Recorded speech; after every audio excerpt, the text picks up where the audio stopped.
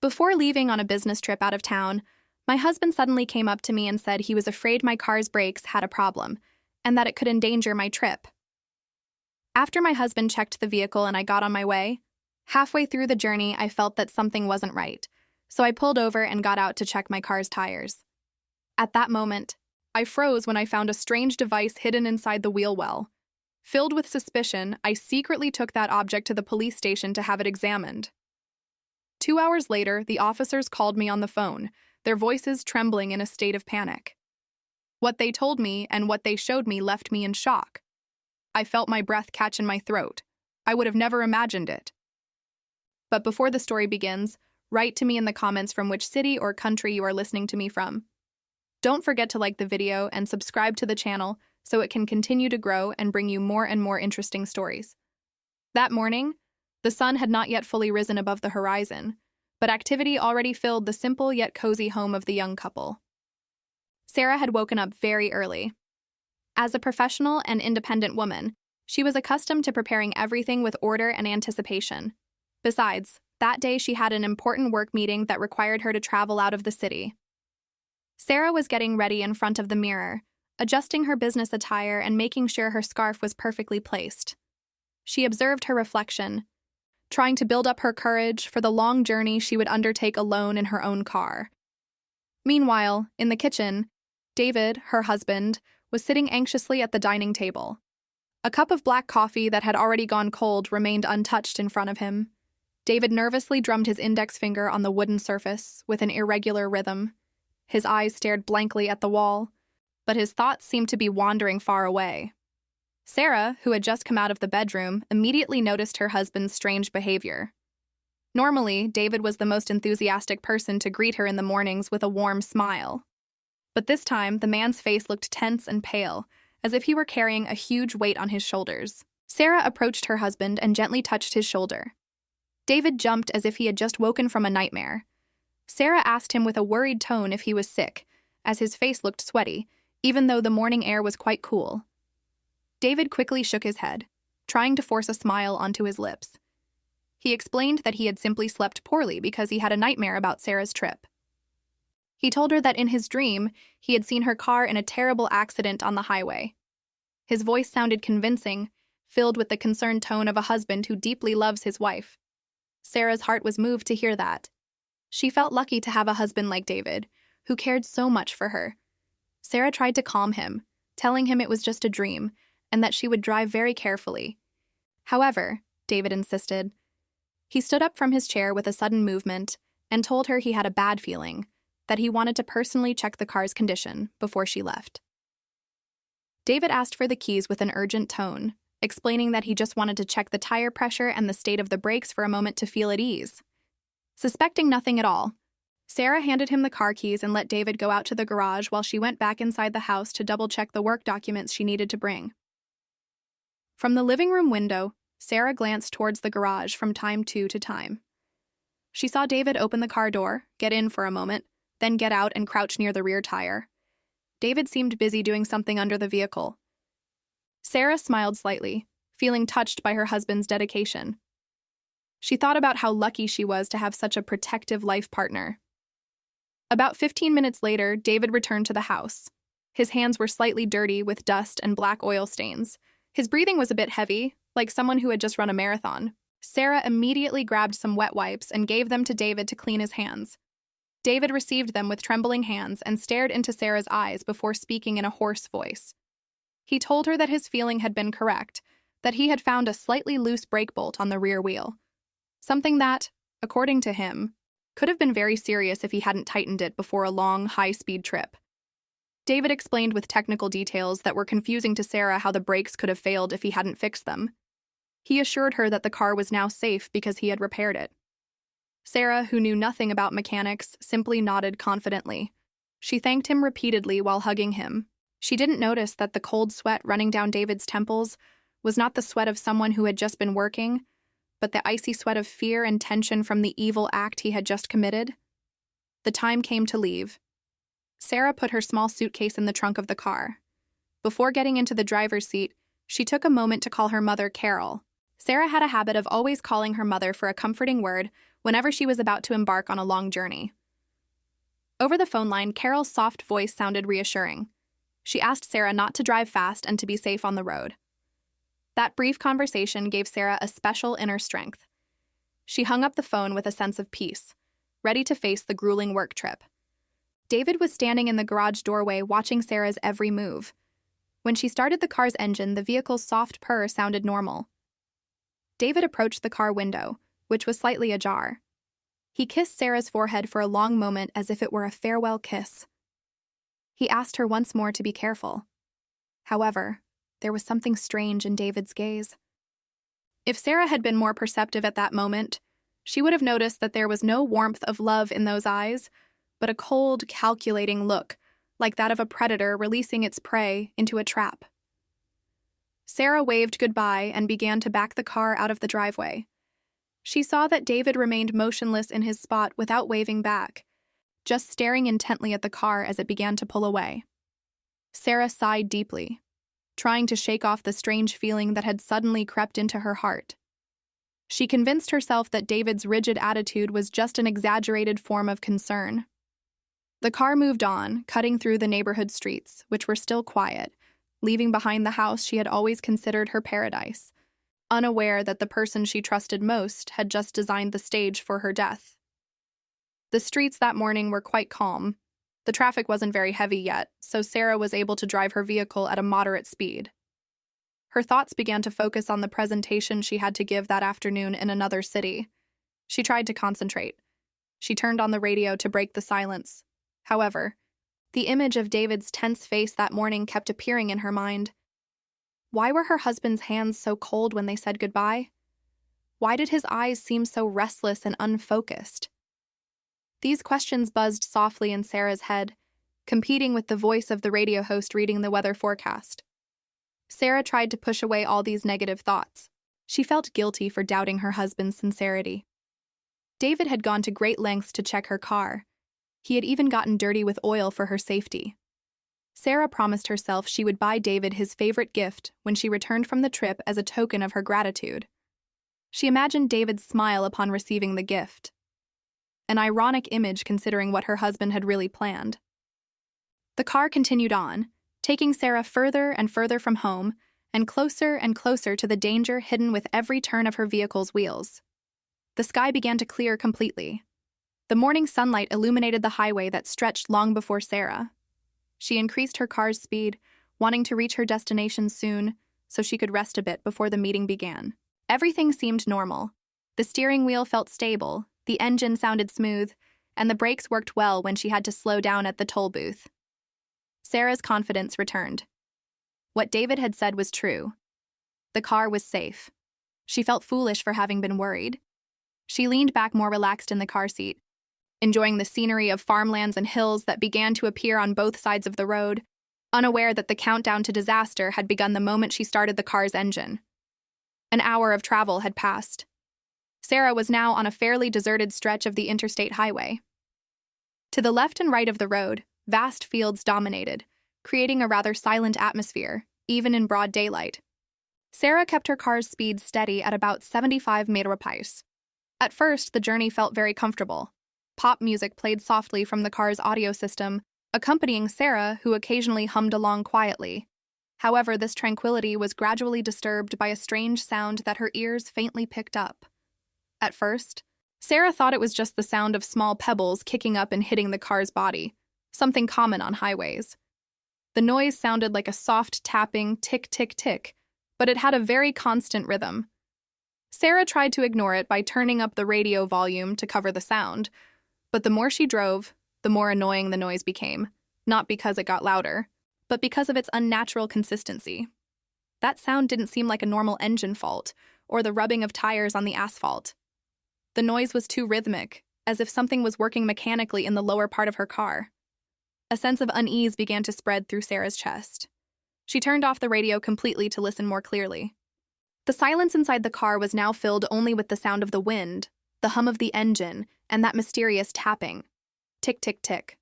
The sound was coming from the rear, perhaps near the tire or the trunk. Sarah glanced at the central rearview mirror and the side mirrors, making sure no object was stuck or dragging behind her car. Everything seemed visually normal. There was no smoke, no strange vibrations in the steering wheel. However, her woman's intuition began to send her strong signals of danger. Sarah's memory returned to the events of that morning. David's pale face, the cold sweat on his temples, and his unconcealable nervousness. Sarah remembered how David had insisted so much on checking the underside of the car, especially the area of the rear tire, the same place from where that strange sound was now coming. David had said he tightened the brake bolts. Sarah's logic tried to think positively. Perhaps David hadn't tightened them properly, and that was causing the noise. Or maybe a tool had been left there. But for some reason, her heart rejected that simple explanation.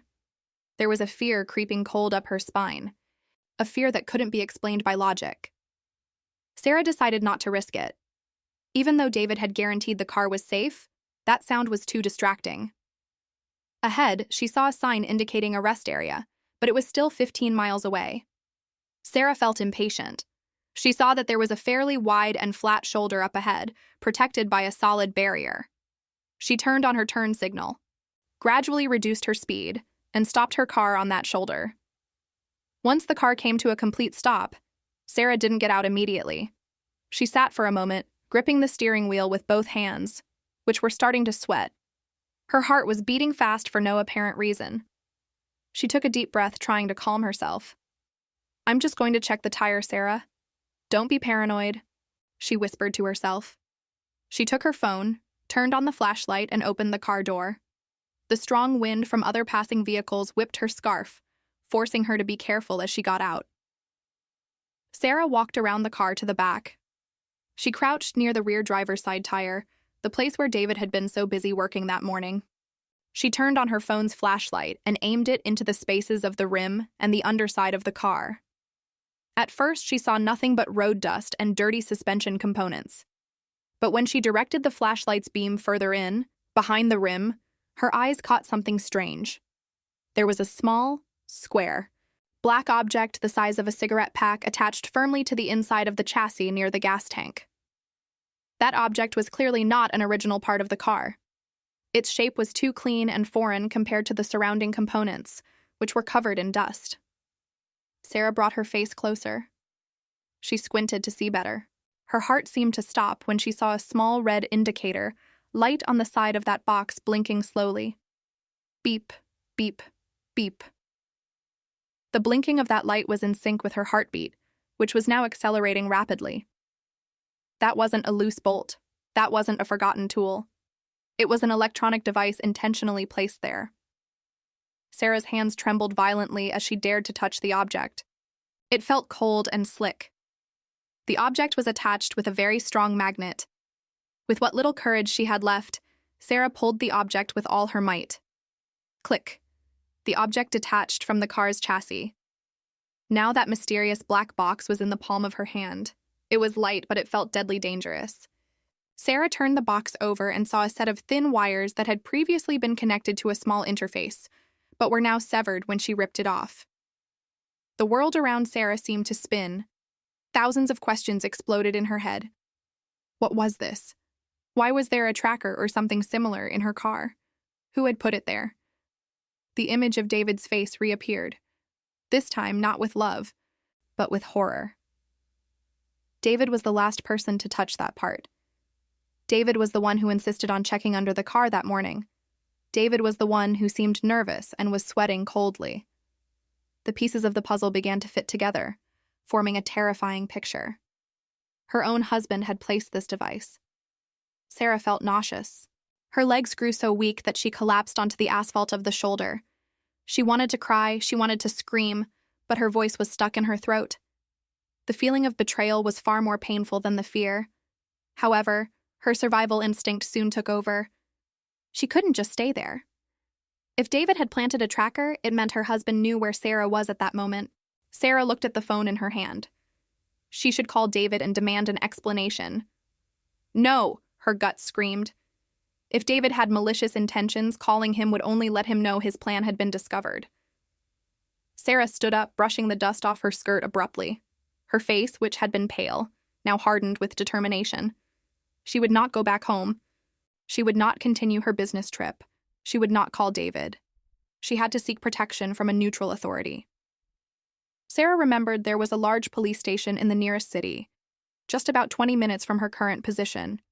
With her hands still trembling but firmly clutching that black box, Sarah got back into the car. She placed the box on the passenger seat beside her, eyeing it cautiously as if the object could explode at any moment.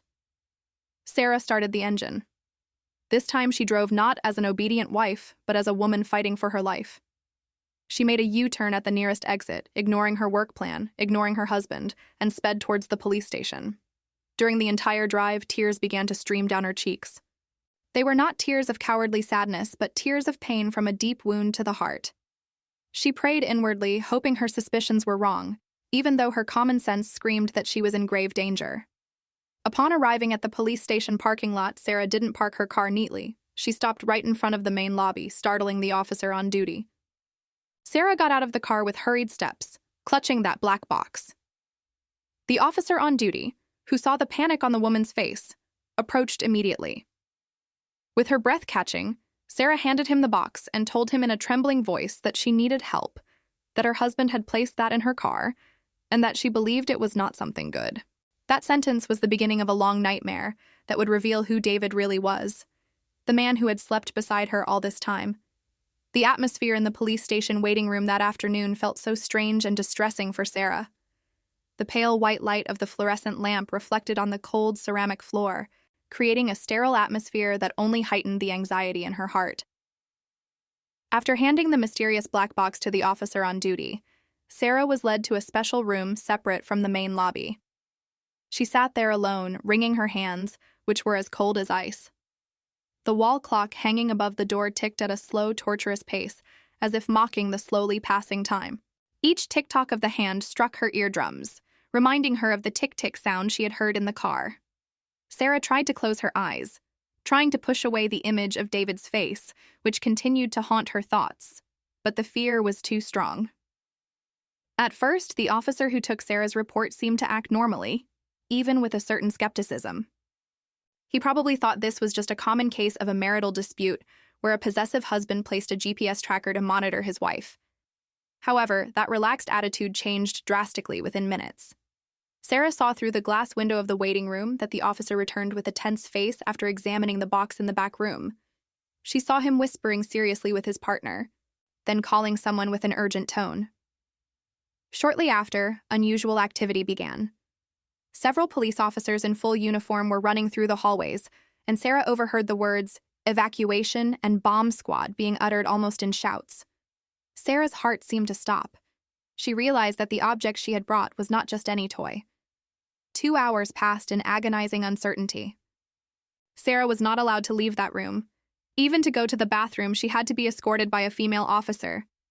Thirst and hunger had vanished, replaced by a nausea that kept churning in her stomach. Her phone had been turned off as per police instructions so she couldn't be tracked. She felt isolated from the outside world, trapped in a bubble of fear that grew larger and larger. Suddenly, the door to the room opened. A young officer named Evans entered with a serious face. He did not bring good news, but a special police phone. Evans placed the phone on the table in front of Sarah and told her that Captain Miller wanted to speak with her directly. Sarah looked at the phone doubtfully.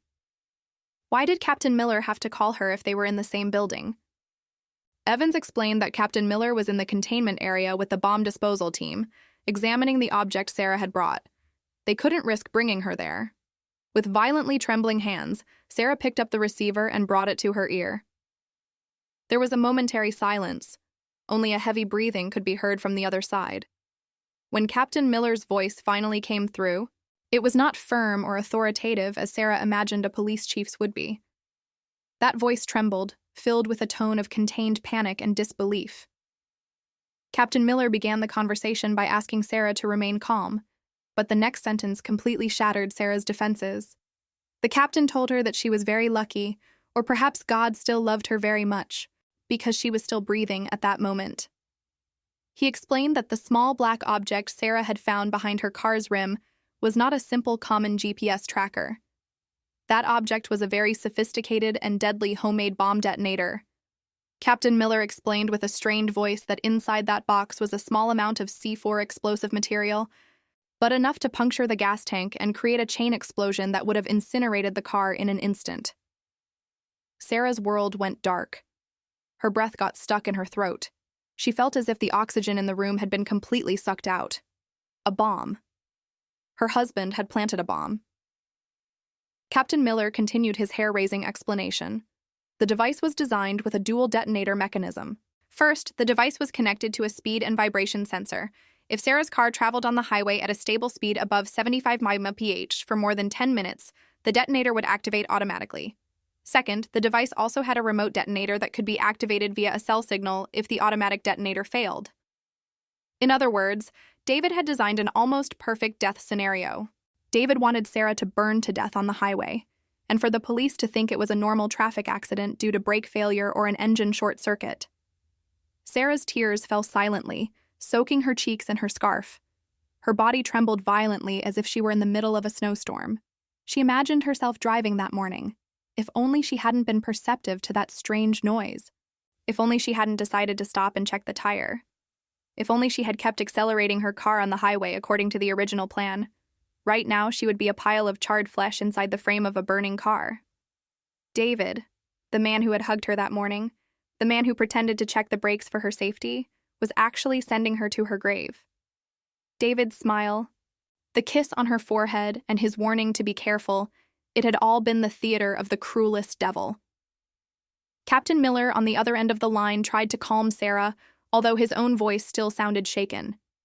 He told her that the bomb squad was trying to deactivate the device, but the circuit was very complicated and sensitive. One wrong move could trigger the explosion. That's why Captain Miller's voice was trembling. He was aware of how close Sarah had been to death. He told her that she had just driven around the city with an active bomb, even bringing it inside the police station. Sarah's action of ripping off that device was actually very risky, because a strong jolt during the removal could have detonated the explosion. The fact that the device didn't explode when it was torn off was a miracle that couldn't be explained by technical logic. Sarah couldn't say anything more. Her tongue was paralyzed. The pain in her heart far surpassed the fear of the bomb. David's betrayal felt like a knife slowly twisting inside her chest. She felt stupid, naive, and helpless. All this time, she had been sleeping next to a cold-blooded killer. All the sweet memories of their 5 years of marriage shattered in an instant, replaced by the terrible reality that her husband wanted her dead. Sarah dropped the receiver on the table, unable to continue listening to the technical details of how her husband planned to murder her. She hugged herself, crying inconsolably in that silent room, lamenting her fate that had changed so drastically in just a few hours, from being a happy wife to becoming the target of an assassination. Evans, the young officer who had brought the phone, looked at Sarah with an expression of pity. He didn't dare to approach, letting the woman pour out her sorrow. But time was not on their side. In the containment area, Captain Miller knew they had to act quickly. David was surely monitoring Sarah's movements through the tracking app connected to the device.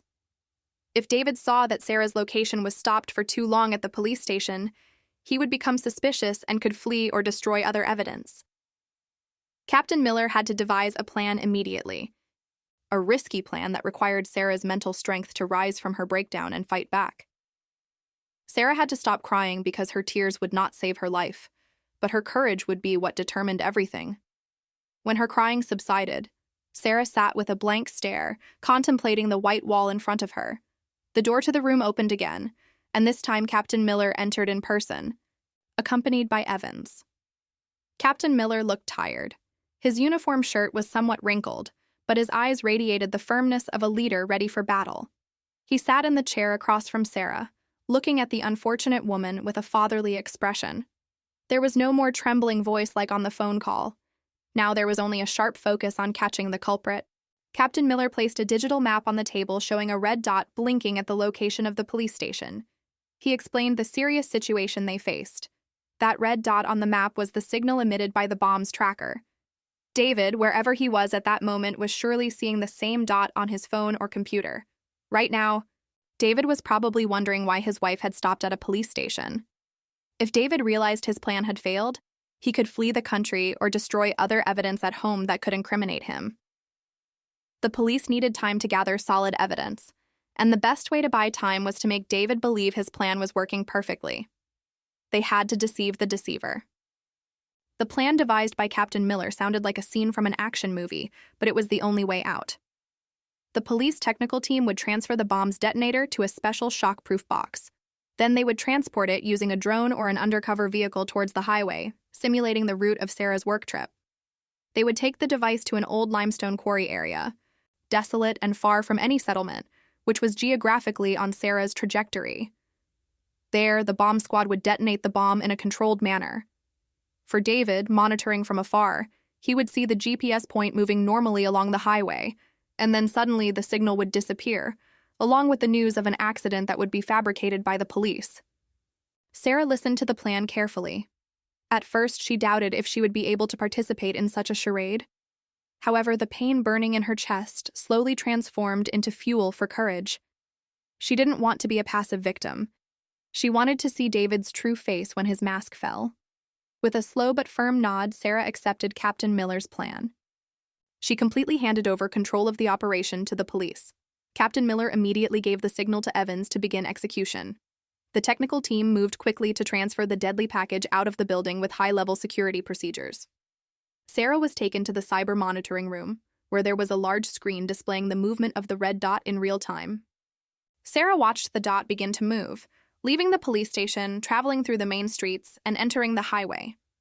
The police team carrying the device drove the vehicle at a speed exactly matching Sarah's driving style, not too fast and not too slow, maintaining the perfect illusion. Sarah's heart pounded as the dot moved, feeling as if her soul were floating over that digital map, witnessing the simulation of her own death. Meanwhile, another police unit began to spread false information to the radio and local media networks about a single vehicle accident at mile marker 80, the designated location of the explosion. Everything was arranged with great precision and detail. Fire trucks and ambulances, which had already been coordinated, headed towards the limestone quarry to add drama in case there were witnesses, or if David decided to verify the incident's location. Sarah could only sit in silence, wringing her fingers, praying that this charade would succeed in deceiving her cunning husband. An hour later, the red dot on the monitor screen had reached the designated quarry area. On the screen, Sarah saw the speed of the vehicle carrying the bomb increase, simulating the scenario of a car accelerating before an accident, and then suddenly the red dot stopped moving and blinked rapidly before finally going out completely on the screen. In the quarry, the bomb squad had just detonated David's homemade bomb.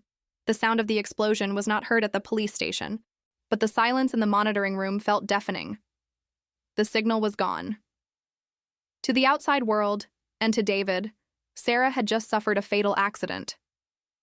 Exactly a few seconds after the signal on the screen went out, Sarah's phone, which had been turned on again but on silent mode, vibrated on the table. The phone screen lit up, showing a notification of an incoming message. The sender's name made Sarah's blood boil. My love. All eyes in the room turned to Sarah's phone. Captain Miller signaled for Sarah to read the message without replying. With hands trembling with rage, Sarah picked up her phone and read David's short message. The content of the message was so simple, yet so cruel. Honey, did you get there yet? I have a bad feeling. Let me know when you arrive. I'm so worried. Sarah read the message repeatedly. If she hadn't known the truth, she might have smiled reading her husband's concern, but now she knew the meaning behind those words. David wasn't asking how she was. David was making sure if Sarah was still alive or already dead. The message was sent exactly when the GPS signal disappeared, which meant that David was indeed monitoring the seconds of his wife's death, while pretending to be a worried husband. Sarah put her phone down abruptly. Her tears had already dried up. There was no more sadness on her face. There was only a cold look full of vengeance. She looked at Captain Miller and spoke with a voice much more stable and frightening than before. She told him that David had taken the bait, that he thought she was already dead. Captain Miller nodded, acknowledging the mental strength of the woman before him. This was the turning point for Sarah. She was no longer a weak wife. She was a woman who had just risen from her own grave to demand justice. The game was just beginning. David might have thought he had won everything, eliminating the only obstacle to wealth and freedom, But he didn't realize that he had just awakened another side of Sarah he had never known. Sarah swore in her heart that she would play David's game. She would let her husband fly high in the euphoria of his victory before she herself clipped his wings and made him fall into the deepest abyss of destruction. The plan for revenge was now perfectly organized in Sarah's mind, fully backed by the power of the law that was behind her. The sun had set long ago, replaced by a dense, starless night sky, as if nature itself were mourning the false tragedy that had just been broadcast throughout the city. Sarah was still in the special room at the police headquarters, a temporary safe house prepared by Captain Miller for her security. Her body felt extremely tired, but her eyes remained alert, refusing to close for even a second. Adrenaline and pain mixed, creating a fuel that kept her vigilant. Meanwhile, the atmosphere in her house, now completely under David's control, showed a disgusting contrast. The news about the fatal accident on the highway had already spread on several local television channels and social media. The police had worked very cleanly, publishing the victim's initials as S and the type of vehicle that matched Sarah's, along with long-shot video footage showing the wreckage of a burnt-out car at the bottom of the Quarry Ravine, the result of the explosion prepared by the bomb squad. To the general public, this was a tragedy. For David, it was a symphony of victory. From the hidden surveillance cameras, which had been discreetly installed by the police intelligence team in David's living room and dining room a few hours earlier, by exploiting security vulnerabilities in the smart home system, Sarah and Captain Miller could watch David's every move live from the headquarters. On the monitor screen, David was seen standing on the house's patio, attending to several neighbors who had come to offer their condolences. David's face looked gaunt, his eyes red and swollen. He was acting perfectly as a deeply affected husband. His shoulders trembled as he received hugs from the neighbors. He even occasionally wiped his nose with a handkerchief, thanking them with a heart-wrenching, hoarse voice. "What a performance," muttered Evans, who was standing behind Sarah's chair. Sarah just remained silent, her eyes fixed on the screen, recording every falsehood of her husband. She watched as David pretended to be so weak that he had to be helped into the house by a concerned neighbor. However, as soon as the front door closed and was locked, as soon as the neighbors left, David's body language changed drastically in a matter of seconds. The back that had been stooped with grief now stood tall and proud. That sorrowful face disappeared without a trace, replaced by a wide, terrifying grin.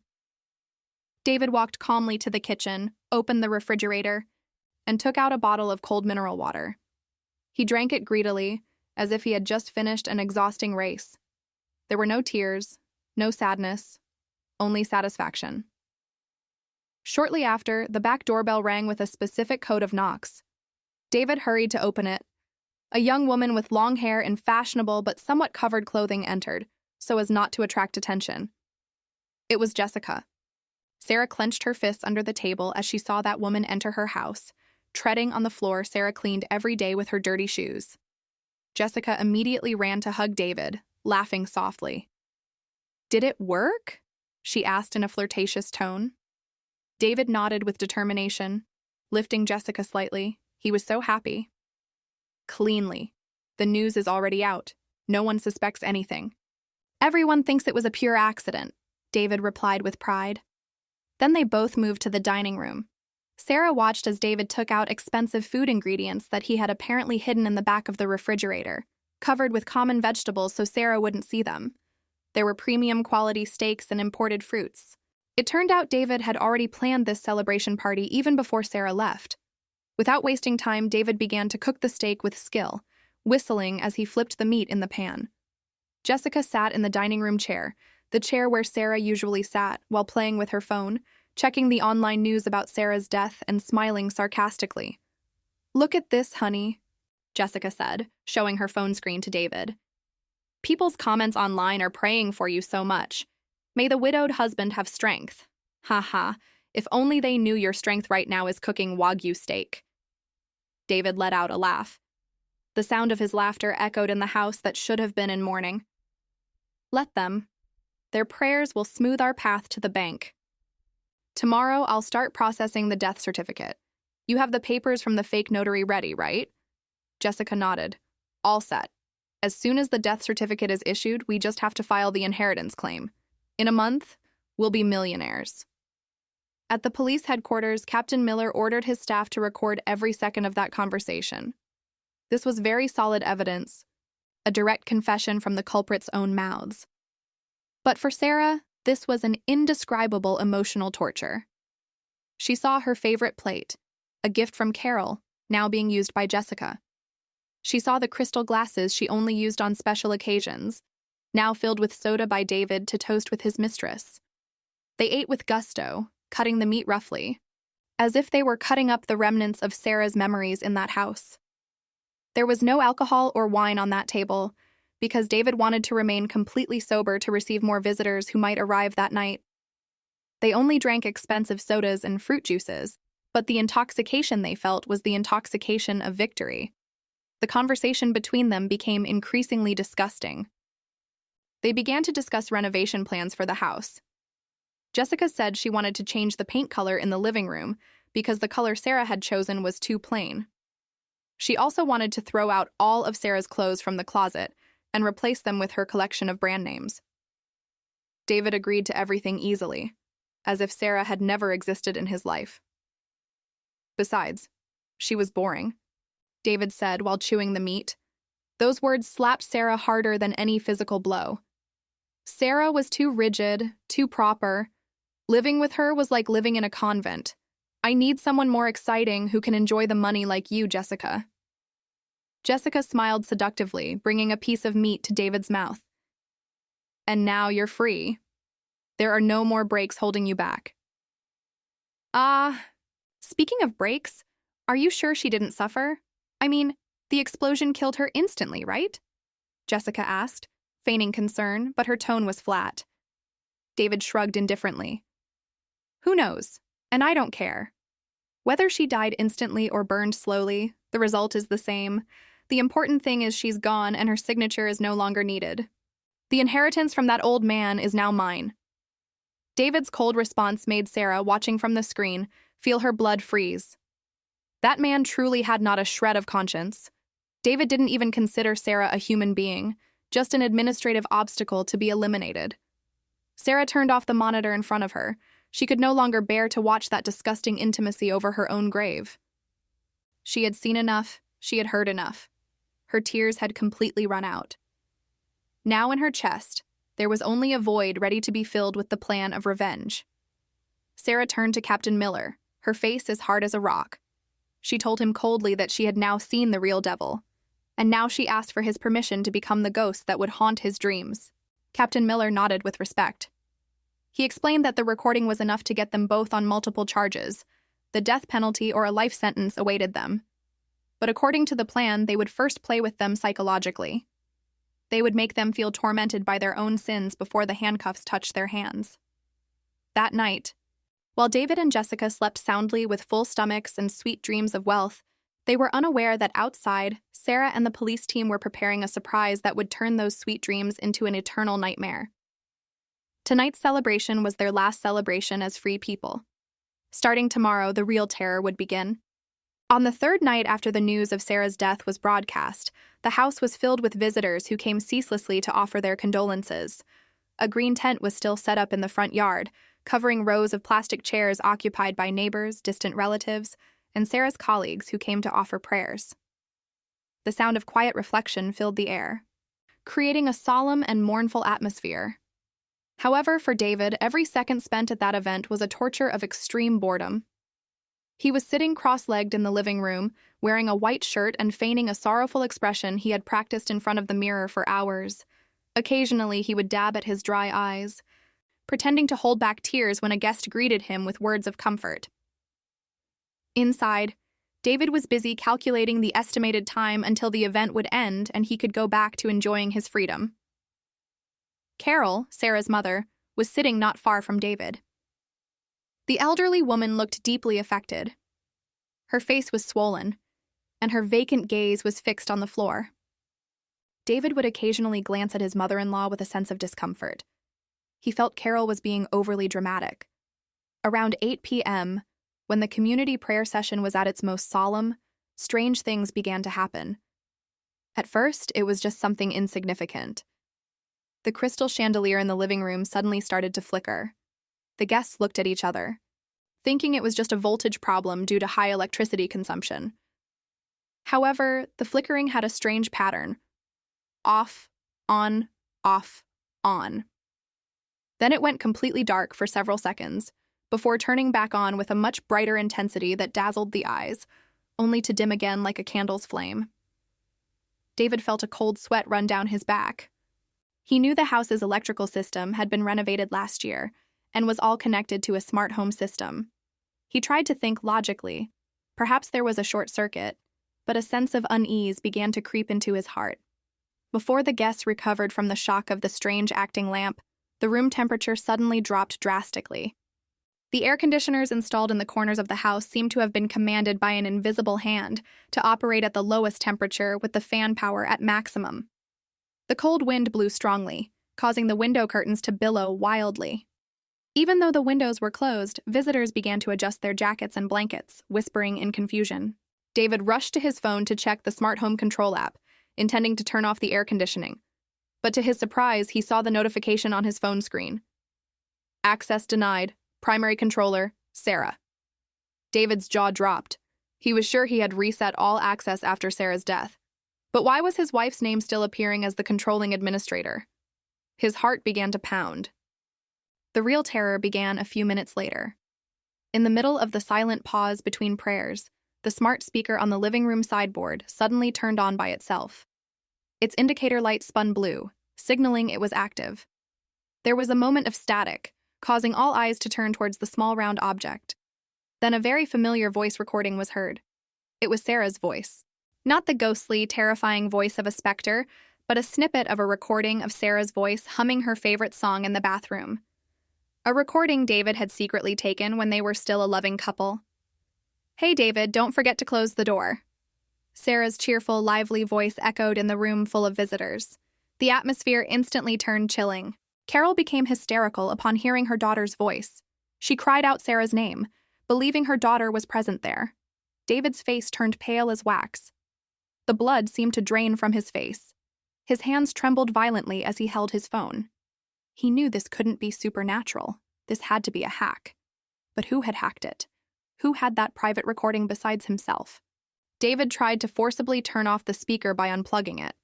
However, his panicked and hurried movements caused him to trip on the rug and fall, creating an embarrassing commotion in front of the guests. He tried to laugh nervously, telling them that maybe the speaker was broken or there was radio frequency interference. But the suspicious and fearful looks from the neighbors could not be fooled. They were beginning to feel that there was a wrong aura in that house, an aura of unresolved resentment. The climax of that night's terror occurred as the event was about to end. A delivery person on a motorcycle stopped right in front of the house. The delivery person wore a full-face helmet and a black jacket with no company logo. He walked with firm steps through the crowd of guests preparing to leave. Without asking, the delivery person placed a worn cardboard box in front of David. "Package for Mr. David. Urgent delivery," the delivery person said in a monotonous voice from behind his helmet. Then he turned and left immediately before David could ask who the sender was. David looked at the box with suspicion. There was no sender's name, only an inscription in thick red marker. "For my beloved husband." With trembling hands, watched by the last few curious guests, David opened the tape on the box. As soon as the lid was opened, a smell of oil and rusted iron came out from inside. David's eyes widened as he saw the contents. Inside the box was a cracked and burnt car brake disc, along with a wrench stained with a thick red liquid that looked like blood, although it was actually just oil paint. On top of that pile of old iron was a white sheet of paper with handwriting he recognized very well. It was Sarah's handwriting. The message on the paper was short, but it destroyed his sanity. "Honey, you forgot to tighten a screw in your heart. I'm coming back to fix it." David threw the box in fright. The brake disc made a metallic clang as it hit the ceramic floor, making everyone jump. David backed away in terror until his back hit the wall. His breathing quickened. His eyes darted wildly around the room, as if searching for Sarah's figure in every dark corner. This has to be a joke," he screamed hysterically, his voice breaking. But deep in his heart, David's logic was beginning to crumble. He was starting to doubt his own sanity. Had Sarah really died? Or had her spirit risen to take revenge? Irrational fear began to corrode his soul. He felt watched by 1,000 invisible eyes. That night, after the last guest left with feelings of horror, David didn't dare to sleep in the master bedroom. He locked himself in the guest room, turned on all the lights, and sat huddled in a corner of the bed, holding a kitchen knife. He tried to call Jessica repeatedly, needing validation that he wasn't crazy, but Jessica's phone was off. Part of the isolation plan devised by Captain Miller. David was alone. The sound of the wind outside the window sounded like Sarah's whispers. The shadow of the trees on the curtain looked like the silhouette of a woman with a scarf standing there watching him. The psychological terror launched by Sarah and the police had successfully penetrated David's mental defenses. The arrogant killer had now turned into a cowardly mouse trapped in the labyrinth of his own fears, waiting for a dawn that never seemed to come. 3 days passed since that night of terror. David gradually began to regain some of his courage, driven by a greed greater than his fear. He convinced himself that the events of the wake night were just the work of some prankster who was jealous of him, or perhaps a business competitor. For him, ghosts didn't exist, and the dead couldn't send packages. Sarah was dead. Period. He had seen the news. He had seen the remains of the burnt car on television. That fact was his only anchor. Now his main focus returned to the original goal. The money. Today was the payout day, the day he would officially become the sole owner of all of Sarah's father's assets, the amount of which was fantastic. Very early in the morning, David was already dressed smartly. He put on his best suit, which he had just bought yesterday, doused himself in expensive cologne, and slicked his hair back. In the mirror, he saw the figure of a new millionaire, not a grieving husband. He ignored the dark circles under his eyes from the lack of sleep over the past 3 days. With firm steps, he drove his car to the prestigious law firm's office in the city center, where the reading of the will and the signing of the inheritance transfer documents would take place.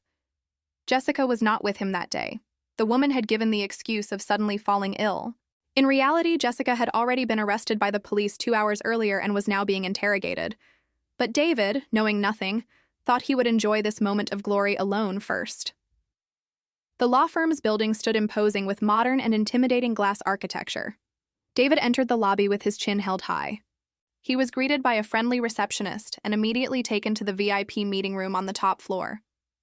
The room was very luxurious, with a long, shiny mahogany table, soft leather chairs, and a stunning view of the city from the huge glass windows. At the end of the table sat a senior lawyer with a stern face and a notary assistant organizing a stack of documents. David greeted him with a confident smile, the smile of a winner. The lawyer, who was actually already cooperating with the police, began the procedure with strict formalities. He read out the details of the assets left by Sarah's deceased father. From acres of real estate holdings across the state, several commercial properties in the capital, to deposits and securities.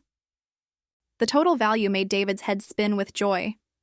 He tried to contain his smile so as not to seem too eager, but the gleam in his eyes could not lie.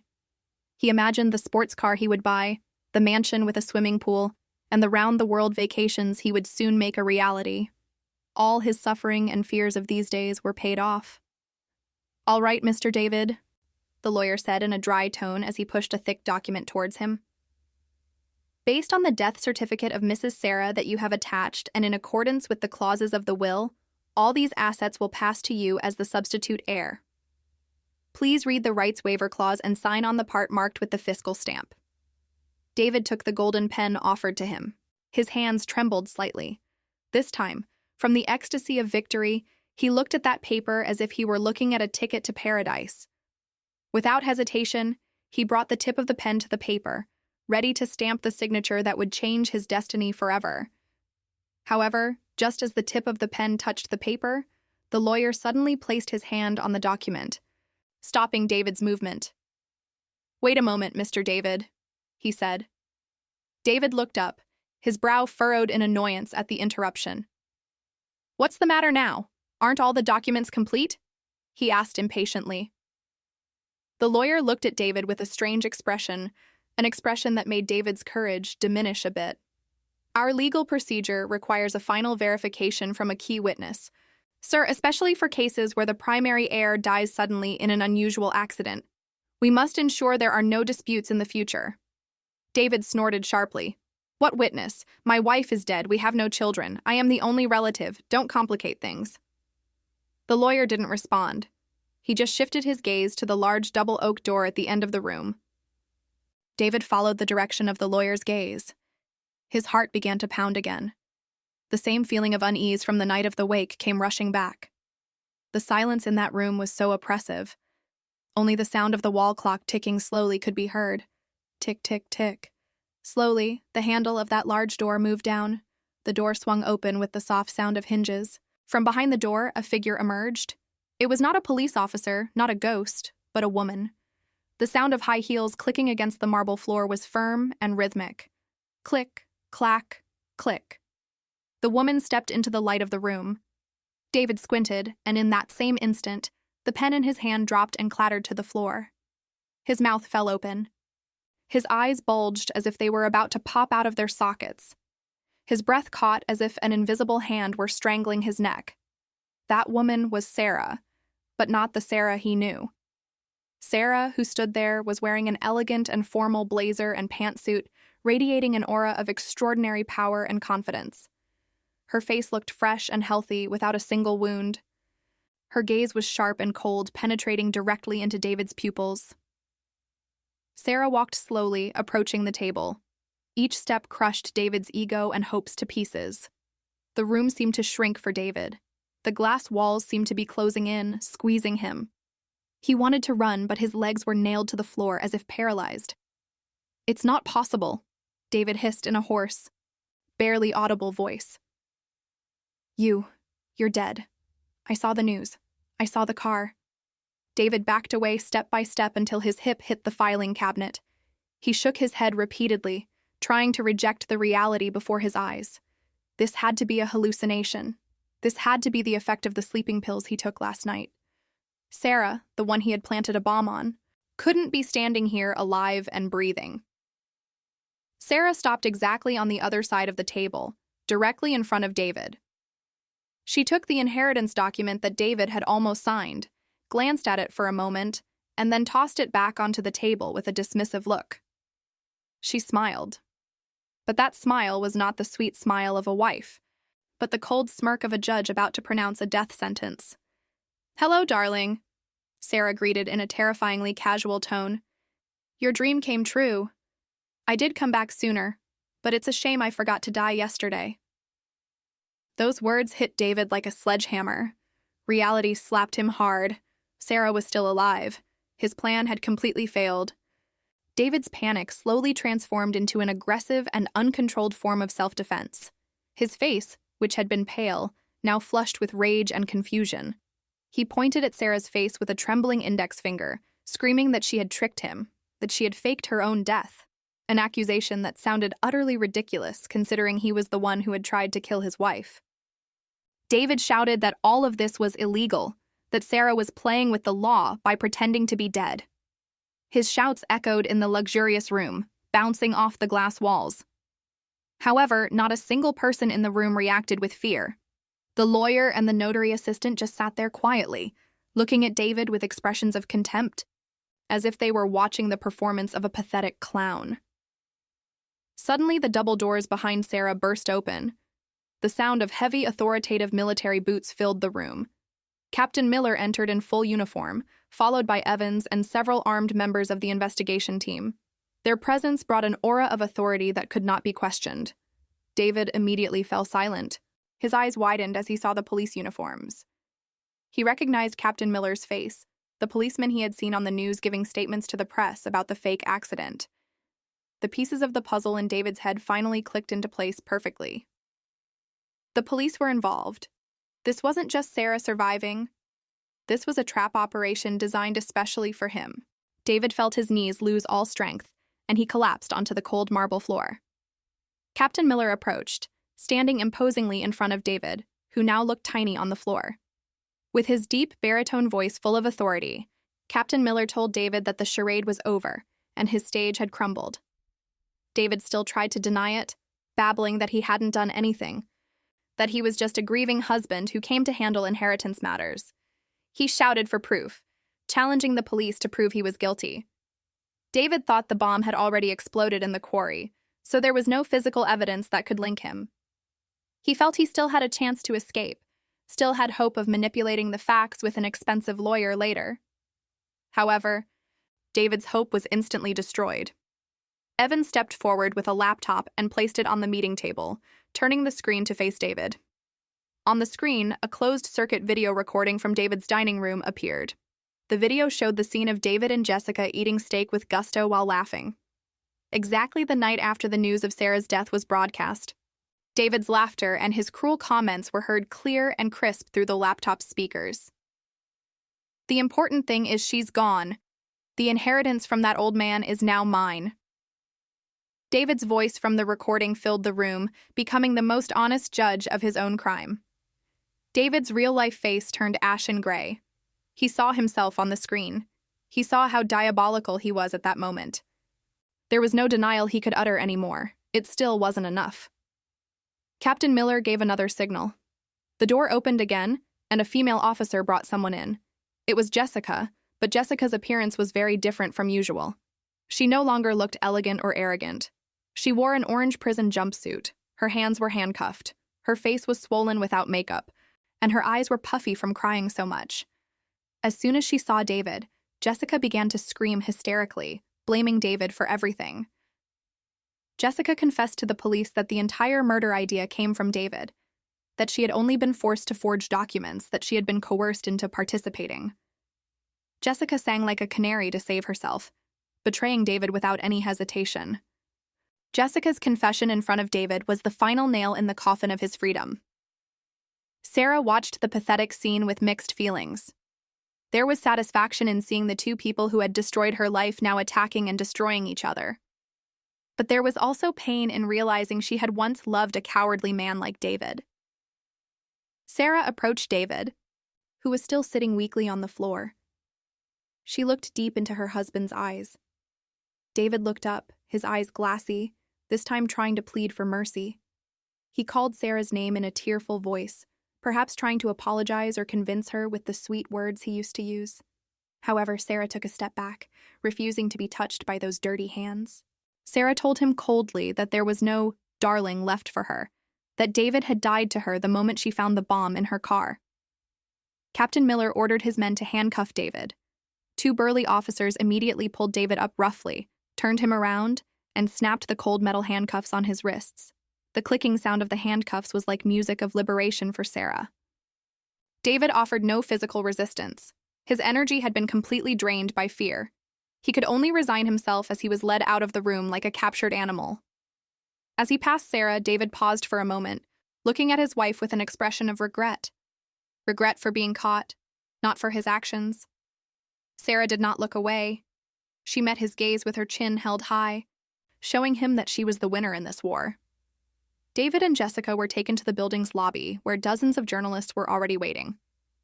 It turned out Captain Miller had also arranged for the media to cover this arrest to create a deterrent effect in society and to clear Sarah's name from her status as an accident victim. The flashes of cameras bombarded David's face, which was bowed in shame. He who had entered the building that morning with dreams of becoming a millionaire, now left as a suspect in an attempted murder, his face to be plastered on all the front pages of tomorrow's newspapers. Sarah watched everything from the window of the top floor, standing next to Captain Miller. She let out a long sigh, releasing the heavy burden that had oppressed her chest all this time. Today, justice had been served in the most perfect way. The criminal had fallen into the hole he had dug himself. 6 months had passed since the dramatic arrest at the lawyer's office. The legal process moved smoothly and quickly thanks to the overwhelming evidence gathered by Captain Miller's team. The security camera recordings, the unexploded homemade bomb secured as primary evidence, Jessica's testimony incriminating David, as well as the digital trail on David's phone and laptop, it all became an unbreakable rope. During the trial, David could do nothing. His lawyer's attempts to request a reduced sentence by pleading mental disorder were flatly rejected by the judge, because the evidence of such methodical and systematic planning proved that David was fully conscious and sane when he planned his wife's murder. The judge's gavel struck down hard, delivering the maximum sentence: life in prison for premeditated attempted murder and an act of terrorism for the use of explosives. Now David was rotting in a narrow cell in a maximum security prison. His life had taken a 180-degree turn. He used to sleep on a soft bed with air conditioning. Now he had to sleep on a thin mat on a cold, damp concrete floor. His cell smelled musty, a mixture of sweat, mold, and a rarely cleaned toilet. There were no more Wagyu steaks or fresh fruit juices. Every day he ate only watery rice with minimal, tasteless side dishes, often just boiled beans or wilted vegetables. David's body, once robust and well cared for, was now thin and emaciated. His cheekbones protruded, his eyes were sunken with permanent dark circles, his hair was shaved, and his skin had become dull. However, the physical torment was nothing compared to the mental torment he experienced every second.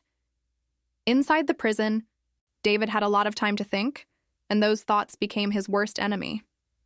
He was continually haunted by the image of the inheritance he couldn't get. He often daydreamed, imagining that if his plan had worked, he would be sunbathing on a foreign beach or driving a luxury car. Those dreams were then shattered by the guards' shouts, bringing him back to the bitter reality behind bars. The regret he felt was not a sincere regret for being cruel to Sarah, but a selfish regret for not being more careful in executing his evil plan. The obsession with money continued to corrode his soul like a cancer, driving him almost mad with frustration. One day, David received news that he had a visitor. His heart fluttered a little, hoping that maybe his lawyer was bringing good news about an appeal. However, when he was escorted to the visiting room, separated by thick glass, he was surprised to see who had come. It was Sarah. His ex-wife was sitting elegantly on the other side of the glass, dressed in simple but refined clothes. Sarah's face looked radiant, healthy, and at peace, a stark contrast to David, who looked like a walking corpse. David picked up the intercom receiver with trembling hands, looking at Sarah with a hungry gaze, hungry for news from the outside world, and perhaps still with a little manipulative hope in his heart. Sarah looked at David without emotion. She had not come to forgive or to insult. She had come to give a final gift that would perfect David's punishment. Sarah spoke calmly through the intercom. She informed David that they were now officially divorced and that she was now living happily with Carol. David just listened in silence. Then Sarah brought her face closer to the glass, smiling slightly with a deep meaning. She told him that there was a secret about her biological father's inheritance that David hadn't had time to find out. David pricked up his ears, his eyes widened with excitement at the word inheritance. His greed was not yet dead. Do you know why my biological father never contacted me for decades? Do you think he was really a successful tycoon? My father's company actually went bankrupt 5 years ago due to mismanagement. The assets listed in the will were indeed many, but the tax debts were much larger. All those assets were in dispute with the banks. If you had managed to become the heir back then, what you would have gotten was not millions of dollars, but a debt notice for $50 million that you would have to pay for the rest of your life. David's eyes nearly popped out of their sockets. His jaw dropped. His breath caught. Sarah continued her story with a casual tone, as if telling a bedtime story. So, in reality, God saved you, darling. If you hadn't gone to prison, you would have been hunted by international debt collectors and might have died in a ditch. You killed for debt, darling. You sold your soul and entered this earthly hell just to get a pile of empty bills. Sarah closed her story with a deadly sweet smile. Then she hung up the receiver and stood up. She didn't wait for David's response. She turned and walked away, leaving the visiting room. Her steps were light and free. On the other side of the glass, David remained frozen. His brain tried to process that information. Debts. He had done all this. Killing, deceiving, going to prison for life, losing everything. For debts. That truth hit him harder than the judge's sentence. Suddenly, David screamed hysterically. He pounded on the glass divider with his skinny fists, howling like a wounded animal. No, it can't be. You're lying. His screams echoed through the prison hallways, filled with absolute pain and despair. The guards came immediately and dragged him back to his cell. As David continued to struggle and cry, the irony destroyed the last remnant of sanity he had left. He felt like the stupidest man in the world. Karma had acted in the most humorous and cruel way. Meanwhile, outside the prison gates, Sarah got into her new, comfortable sedan. She leaned back in the soft leather seat. In the passenger seat, Carol greeted her with a warm smile. "Are you done, dear?" her mother asked gently. Sarah nodded while smiling. "Yes, Mom. The past is now properly closed." Sarah started the car's engine. In her heart, she laughed to herself. Of course, the story about the debts and bankruptcy was completely false. It was Sarah's final deception to destroy David's mind. The reality was that the inheritance truly existed, had been truly claimed, and the amount was truly fantastic, enough to secure the lives of Sarah and her mother for 7 generations. But David didn't need to know that. Let David rot in prison thinking he had sacrificed himself for nothing. That was the prison within the prison that Sarah had created especially for him. Sarah's car drove away from the grim prison complex towards the fresh green mountains. Sarah had bought a beautiful villa there, a place where she would start a new life, developing the business inherited from her father, and establishing a foundation to help women victims of violence. The sky that afternoon was very clear, a beautiful reddish-orange color. Sarah rolled down the window, letting the cool breeze caress her face. She took a deep breath, feeling the air of true freedom. There was no more fear, no more failed brakes in her life. The control of her life's steering wheel was now in her own hands, and she was ready to move forward towards a happy future. "My brakes are working perfectly now," she whispered to the wind, "and no one can ever hurt me again." And so this story ends, a story of betrayal, justice, and rebirth. If this story made you reflect on the true face of the people around us, on how karma always finds a way to balance the accounts, or simply kept you on the edge of your seat until the end, I would love to know what you think. Leave me your opinion in the comments. What would you have done in Sarah's place? Have you ever met someone who turned out to be completely different from what they seemed? Your story and your perspective are valuable to me. And if you liked this video, don't forget to give it a like, subscribe to the channel, and activate the notification bell so you don't miss the next stories I have prepared for you. See you in the next one.